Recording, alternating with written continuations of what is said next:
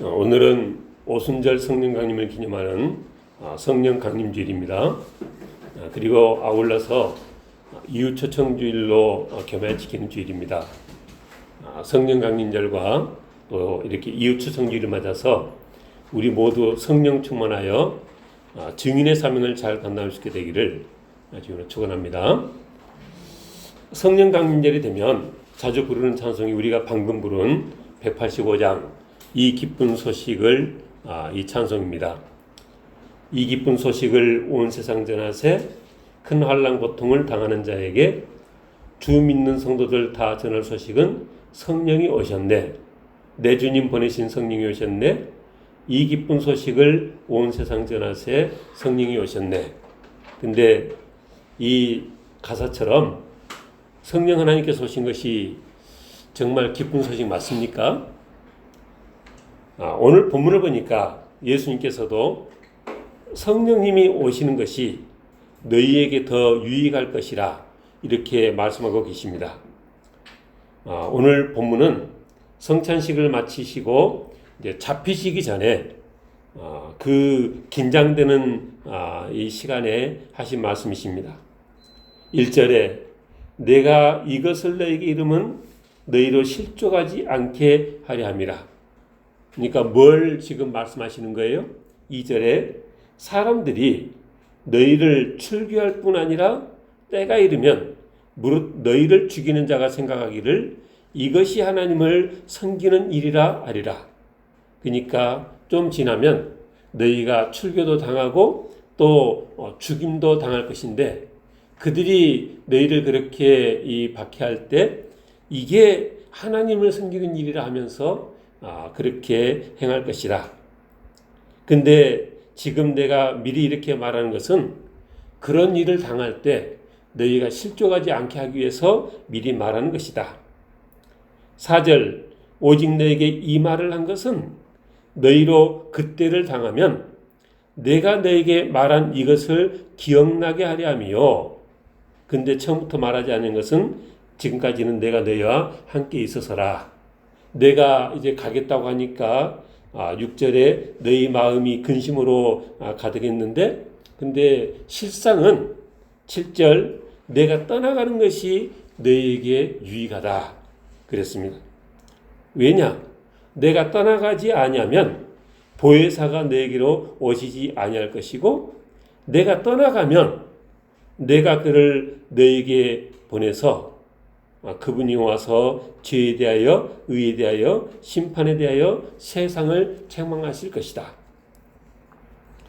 아직도 내가 12절에 이를 것이 많지만 지금은 너희가 감당하지 못할 것이어서 하지 않겠는데 그러나 13절 진리의 성령이 오시면 그가 너희를 모든 진리 가운데로 인도하시리니 그러니까 지금은 내가 너희들이 감당을 다 못하니까 모든 것을 다 말하지 못하고 있는데 이제 내가 떠나가고 내가 이 성령을 보내면 진리의 성령이 너희를 모든 진리 가운데로 인도할 것이다.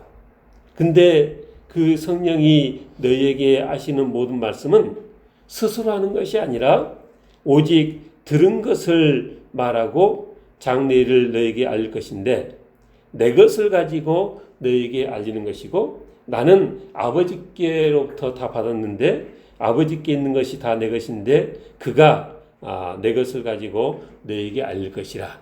여기까지가 오늘 본문입니다. 우리가 신앙생활하면서 생각해 보면 성경에 성부 하나님께서 하신 말씀들이 많고 또 성부 하나님께서 행하신 놀라운 일도 많이 있어서 우리는 신앙생활하면서 성부 하나님에 대해서는 잘 알고 있다. 이런 생각이 듭니다. 또 성자 하나님도 예수님에 대해서도 예수님께서 행하신 많은 일들도 우리가 알고 또 하신 말씀도 알고 있어서 성자 하나님에 대해서도 우리가 잘 알고 있다. 그렇게 생각을 합니다.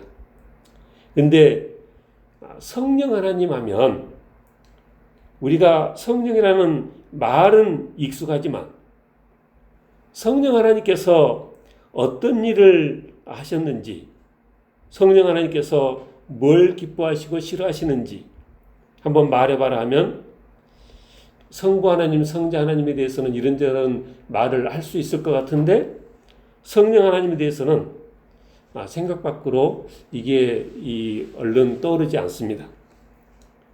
오늘 본문의 예수님 말씀을 보아도 우리가 성령 하나님과 얼마나 긴밀한 관계를 유지하고 신앙생활을 하는 것인데 예수님께서는 그 성령 하나님에 대해서 많은 말씀들이 명확하고 우리가 생각하는 이상으로 긴밀한 관계가 유지되고 있다. 이런 생각이 듭니다. 오늘 13절 오늘 말씀의 제목이기도 한데 그러나 진리의 성령이 오시면 그가 너희를 모든 진리 가운데로 인도하실 것이라.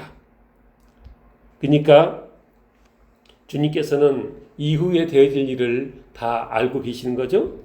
근데 그 진리의 성령이 하는 말이 스스로 말하는 것이 아니라 들은 것을 말하는 것이고 내 것을 가지고 너에게 알리는 것이다.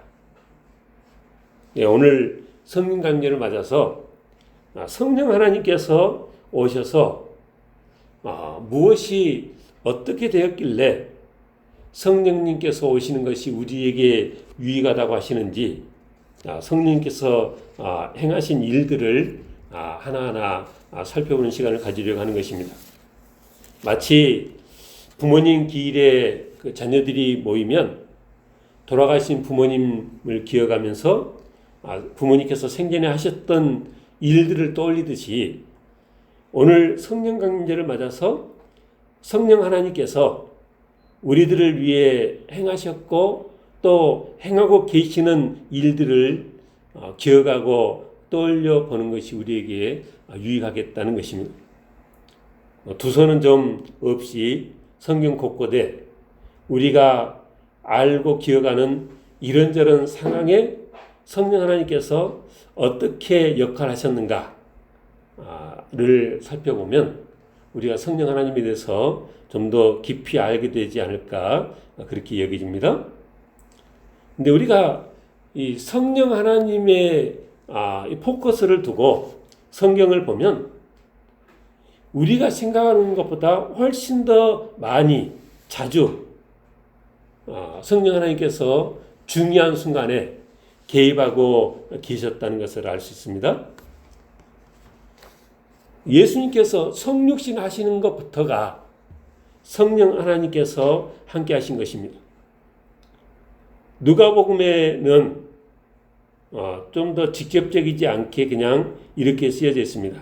마리아가 천사한테 내가 남자를 알지 못하는데 내게 그런 일이 어떻게 있겠습니까? 그랬을 때 천사가 성령이 내게 임하시고 지극히 높으신 이의 능력이 너를 덮으시리니 그러니까 네가 남자를 알지 못하지만 이 아들을 낳을 것이다. 그런 말이죠. 근데 마태복음에 보면 직접적으로 썼습니다. 마리아가 요셉과 야곤하고 동거하기 전에 성령으로 잉태된 것이 나타났더니 그랬습니다. 요셉에게 주의 사자가 나타나서 다윗의 자손 요셉아 네 아내 마리아 데려오기를 무서워하지 말라. 그에게 잉태된 자는 성령으로 된 것이라. 그러니까 동정녀 마리아가 예수님을 이 잉태한 것 자체가 성령 하나님의 역사였다. 명확히 쓰고 있습니다. 예수님께서 이제 공생의 사역을 시작하시면서 세례 요한에게 세례를 받으시는데 그때도 보면은 성령 하나님께서 비둘기같이 예수님 그 세례 장소에 임했다 그랬습니다.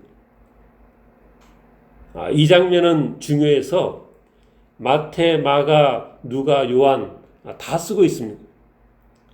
예수께서 세례를 받으시고 곧 물에서 올라오실 때 하늘이 열리고 하나님의 성령이 비둘기같이 내려 자기 위에 임하심을 보았다 그랬습니다. 마태복음 3장이고요.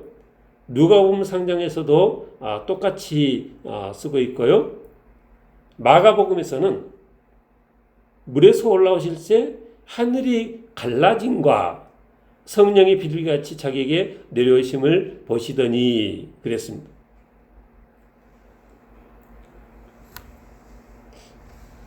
그러니까 성령이 주님 위에 그렇게 임했는데 그 앞에 계속 나오는 말씀이 오늘 주제는 아니지만 성령이 그렇게 예수님 위에 머리 위에 임할 때 하늘이 열리고 하나님의 성령이 비둘기같이 내렸다. 하늘이 갈라지고 성령이 비둘기같이 내려오셨다. 이렇게 쓰고 있습니다. 그래서 제가 설교 준비하면서 이 하늘이 열린다는 것이 하늘이 어디 닫혀 있어요? 하늘은 늘 열려 있잖아요. 그죠? 근데 왜 하늘이 열렸다 이렇게 표현할까요?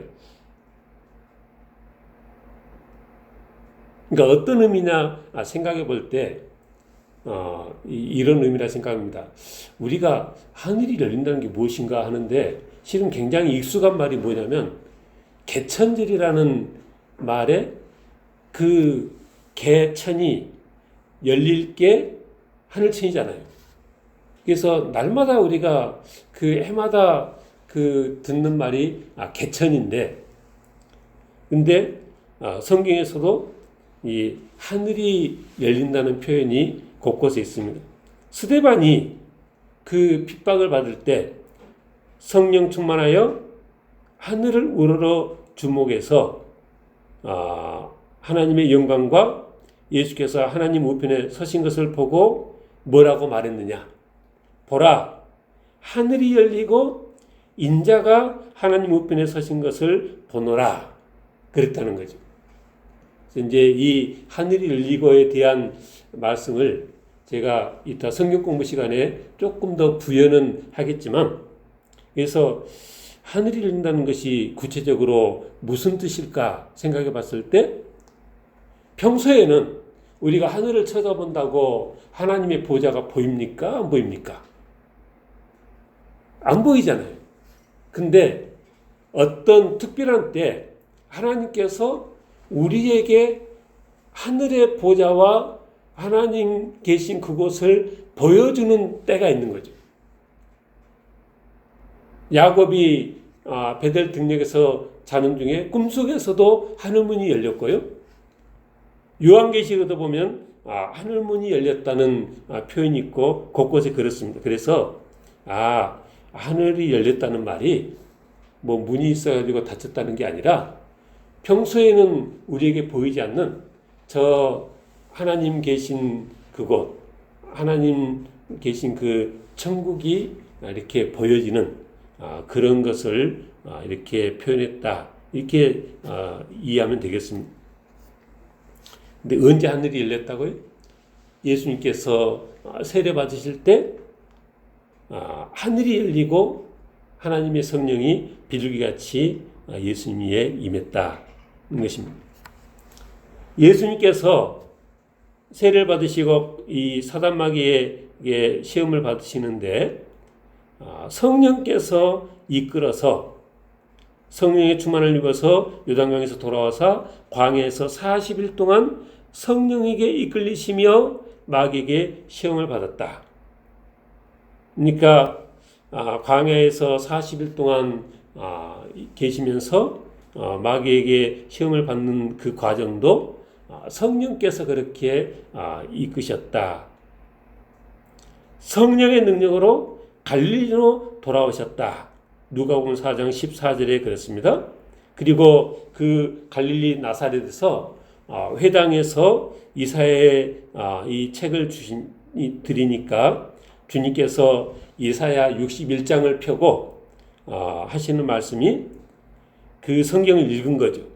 주의 성령이 내게 임하셨으니 이는 가난한 자에게 복음을 전하게 하시려고 내게 기름을 부으시고 나를 보내사 포로된 자에게 자유를, 눈먼 자에게 다시 보게 함을 전파하며 눌린 자를 자유롭게 하고 주의 은혜를 전파하게 하려 하심이라. 그러니까 이 구절을 보면 성령 하나님께서 주님 위에 그렇게 임하신 그 목적이 무엇인가 하는 것이 거기 잘 나와 있습니다. 예수님께서 성령의 능력으로 말씀 전하니까 사람들이 다 세례 요한에서 떠나서 예수님에게로 그렇게 몰려들었습니다. 그때 세례 요한의 제자들이 선생님 다 그에게로 지금 이렇게 몰려가고 지금 상황이 그렇습니다. 그러니까 세례 요한이 하늘에서 주신 바가 아니면 사람이 아무것도 받을 수 없느니라. 하나님이 보내신 이는 하나님의 말씀을 하나니 이는 하나님이 성령을 한량없이 주심이니라. 그래서 예수님께서 하시는 그 사역에 성령께서 많이 이렇게 역할을 하셨다. 귀신을 쫓아냈을 때 바리새인들이 귀신의 왕 바알세불을 힘지 않고는 귀신을 쫓아내지 못하는 거니까 네가 지금 바알세불을 힘입어서 귀신을 쫓아내는 것이다. 이렇게 말했을 때 주님께서 뭐라고 대답하셨습니까? 내가 하나님의 성령을 힘입어 귀신을 쫓아내는 것이면 하나님 나라가 이미 너에게 임하였느니라.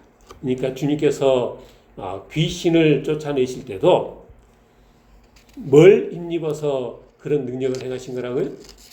하나님의 성령을 힘입어서 그런 이 축사의 기적을 행하시는 것이다. 것입니다. 예수님 공생애 때도 그러셨지만 이제 사도행전에 보면 더 많은 성령의 역사가 보여집니다. 그래서 사도행전은 흔히 말하기를 성령행전이라 그렇게도 부릅니다. 오순절 성령강림을 통해서 이 교회에 능력을 부어주셨습니다. 주님께서 부활 승천하시기에 뭐라고 하셨습니까? 오직 성령이 너에게 임하시면 너희가 권능을 받고 예루살렘과 온 유다와 사마리아 땅까지 이르러 내 증인이 되리라. 그러니까 땅끝까지 증인의 삶을 앞으로 감당해야 하는데 그 전에 되어야 할 일이 뭐라고요? 성령이 너에게 임해서 너희가 권능을 받고 그리고 나가서 땅까지 증인의 사명을 감당하라는 것입니다. 오순절 성령강림절 당일에 성령께서 그렇게 마가의 다락방에 임하니까 사도행전 2장 4절에 그들이 다 성령의 충만함을 받고 성령이 말하게 하심을 따라 다른 언어들로 말하기 시작했다. 그러니까 성령 하나님께서 120문도들에게 방언의 이 능력을 행하도록 그렇게 하셨다는 것입니다.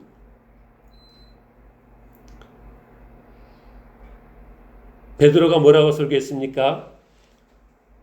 사도행전 2장 16절 이는 곧 선지자 요엘을 통하여 말씀하신 것이니, 그러니까 우리가 술 취해서 그런 것이 아니라 하나님이 말씀하시기를 말세 내가 내 영을 모든 육체에 부어주리니 너희 자녀들은 예언할 것이요 너희 젊은이들은 환상을 보고 너희 늙은이들은 꿈을 꾸리라. 그때 내가 내 영을 내 남종과 여종들에게 부어주리니 그들이 예언할 것이라. 그러니까 이 성령 강림을 통해서 그 놀라운 상황이 있었는데 이게 다 하나님께서 성령을 그들에게 부어주셔서 되어지는 일이라. 성령이 그들에게 임하니까 그들이 성령 충만해서 다 어떻게 했습니까? 4장 31절 무리가 다 성령이 충만하여 담대히 하나님의 말씀을 전했다. 그러니까 성령이 충만하면 담대해져서 두려워하지 않고 백성 관리와 장로들에게도 설교를 하고 많은 사람들에게 힘있게 주의 말씀을 전했다는 것입니다. 스데반 집사는 소개하기를 믿음과 성령이 충만한 사람이라. 그 7 집사를 뽑을 때 믿음과 성령이 충만한 사람을 뽑아서 7 집사를 세웠습니다. 근데 특별히 사도행전 6장의 스데반은 은혜와 권능이 충만하여 큰 기사와 표적을 행했다.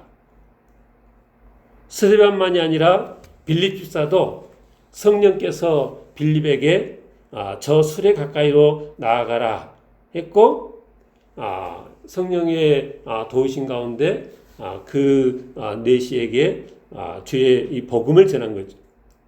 복음을 다 전하고 나니까 사도행전 8장 39절에 주의 영이 빌립을 이끌어서 아소도에 나타나게 했고, 그래서 빌립이 그곳에서 또 여러 성을 다니며 복음을 전했다. 그러니까 성령께서 이 수레에게 가까이 나가서 그에게 복음을 전하라고도 하시고, 복음을 전하고 나니까 또 성령께서 기적적으로 그를 데려다가 아소도에 떨어뜨려 놓고 그랬다는 거죠. 베드로가 그 보자기에 온갖 이 가증한 이 벌레들이 있는 환상을 봤는데, 베드로가 그 환상에 대해 생각할 때 성령께서 오셔서 베드로에게 말씀하시기를 두 사람이 너를 찾으니 일어나 내려가 의심하지 말고 함께 가라. 내가 그들을 보내었다.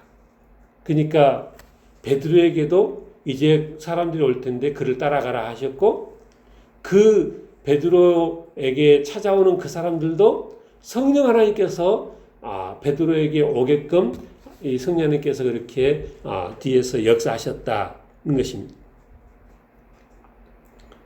그러기만 한 것이 아니라 안디옥 교회 그 선교사를 파송할 때도 성령이 바나바와 사울을 따로 세우라 하셨고, 그 두 사람을 성령의 보내심을 받아 파송했다. 사도행전 13장에 그렇게 쓰고 있습니다. 선교를 그렇게 보내는 것도 성령이시고, 또 선교를 다니는데 사도행전 16장에 보니까 성령이 아시아에서 말씀을 전하지 못하게 하셨다. 그러니까 그 바울의 일행이 그곳에서 계속 말씀을 더 전하려고 하는데 성령이 거기는 막으시고, 그러니까 그들이 부르기아 갈라디아 땅으로 다녀가 무시아 앞에 이르러 비두니아로 가고자 애썼는데 예수의 영이 허락하지 아니했다. 그래서 방향을 틀어서 드로아로 내려갔다. 그러니까 성령 하나님께서 구체적인 모든 선교 일정에도 개입하고 계셨다는 것입니다.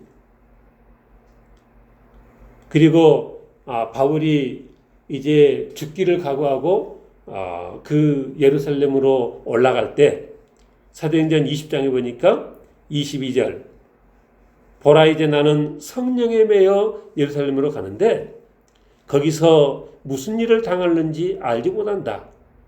오직 성령이 각 성에서 내게 증언하여 결박과 환난이 나를 기다린다 하시나, 내가 달려갈 길과 주 예수께 받은 사명 곧 하나님의 은혜의 복음을 증언하는 일을 마치려 하면은 나의 생명조차 조금도 귀한 것으로 여기지 아니하노라. 그러니까 죽기를 각오하고 지금 예루살렘 성에 가는데 그게 뒤에서 누가 그렇게 역사하신 거예요? 바울이 성령에 매여 예루살렘으로 가고, 성령이 그 예루살렘으로 가는 그 과정에 있는 성들 하나하나 도착했을 때마다 결박과 환난이 기다린다는 것을 다시금 말씀하시고 하셨다는 것입니다. 그러니까 간단히 살펴봤지만 사도행전 그 초대교회 내내 그 놀라운 모든 사역의 밑에 성령 하나님께서 얼마나 긴밀하게 함께 하시고 역사하셨는가 하는 것을 우리가 기억해야 되겠습니다. 고린도전서를 보면 교회 모든 성도에게 주시는 모든 그 은사가 성령 하나님께서 주시는 것이다. 고린도서 12장 7절 이하에 각 사람에게 성령을 나타내심은 유익하게 하려 하심이라. 어떤 사람에게는 성령으로 말미암아 지혜의 말씀을, 어떤 사람에게는 같은 성령을 따라 지식의 말씀을, 다른 사람에게는 같은 성령으로 믿음을, 어떤 사람에게는 한 성령으로 병 고치는 은사를, 어떤 사람에게는 능력 행함을, 어떤 사람에게는 예언함을, 어떤 사람에게는 영들 분별함을, 다른 사람에게는 각종 방언 말함을, 어떤 사람에게는 방언들 통역함을 주시나니 이 모든 일은 같은 한 성령이 행하사 그의 뜻대로 각 사람에게 나누어 주시는 것이니라. 그러니까 많은 성도들이 정말 다양한 은사를 받게 되는데 그 모든 은사를 주시는 구체적으로 주시는 일을 하는 게 누구시라고요? 성령 하나님이시다. 우리가 하나님 앞에 기도할 때도 성령이 우리 연약함을 도우셔서 우리가 마땅히 기도할 바를 알지 못할 때 성령이 말할 수 없는 탄식으로 우리를 위해서 친히 간구하신다. 우리가 하나님 앞에 기도할 때도 성령 하나님께서 우리의 기도를 도우실 정도라. 우리 마음을 살피시는 이가 성령의 생각을 하시나니 이는 성령이 하나님의 뜻대로 성도를 위하여 간구하심이라 그랬습니다. 주님께서 제자들을 파송할 때 하신 말씀이 너희가 권선자 앞에 끌려가거든 뭘 어떻게 말할지 염려하지 말라. 마땅히 할 말을 성령이 곧 그때에 너희에게 가르치시리라. 그러니까 우리의 삶의 어려운 순간이 당할 때 홀로 두지 아니하시고 성령 하나님께서 그때 무슨 말을 해야 하는지 필요한 말씀을 알려주실 것이라. 마태복음 10장에도 그랬습니다. 너희를 넘겨줄 때 어떻게 또는 무엇을 말할까 염려하지 말라. 그때 너희에게 할 말을 주시리니 말하는 이는 너희가 아니라 너희 속에서 말씀하시는 이 곧 너희 아버지의 성령이시니라. 오늘 본문 13절이 그렇습니다. 진리의 성령이 오시면 그가 너희를 모든 진리 가운데로 인도하시리니 장래일을 너희에게 알게 하실 것이다.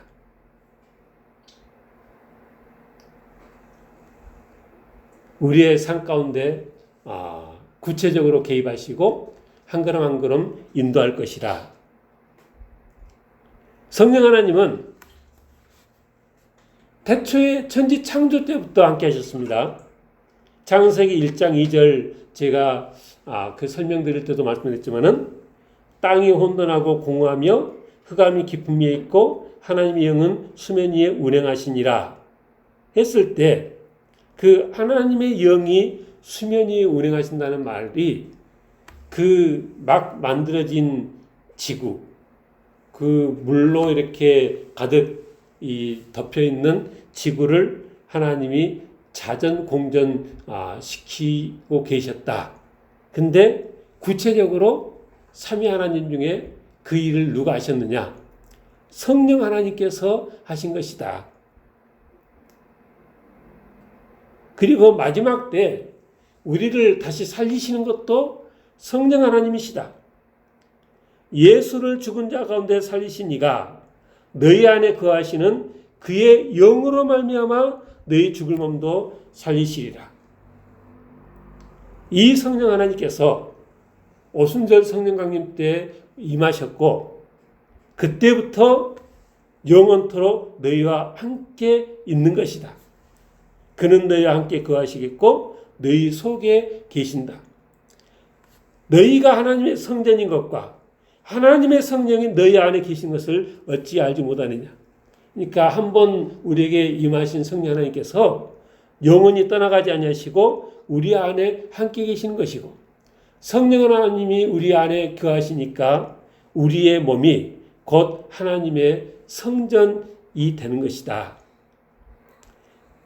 그래서 고린도전서 6장 19절에 너희 몸은 너희가 하나님께로부터 받은 바 너희 가운데 계신 성령의 전인 줄을 알지 못하느냐? 너희는 너희 자신의 것이 아니라 값으로 산 것이 됐으니 그런즉 너희 몸으로 하나님께 영광을 돌리라 그랬습니다. 근데 이렇게 내 안에 늘 떠나가지 않고 계시는 성령 하나님이시지만 데살로니가전서 5장 19절에 보니까 성령을 소멸하지 말라. 우리가 성령 하나님의 음성을 기울이지 않고 소멸시킬 수도 있다. 성령을 따라 행하면 성령의 열매를 맺습니다. 육체의 소욕은 성령을 거스리고 성령은 육체를 거슬러서 육체의 일을 우리가 피하고 성령의 열매, 사랑과 희락과 화평과 오래 참음과 자비와 양선과 충성과 온유와 절제와 같은 이런 성령의 열매를 맺으려면 내 안에 하고 계신 성령님을 소멸치 아니하고 성령의 음성에 귀를 기울일 수 있어야 되겠다 것입니다.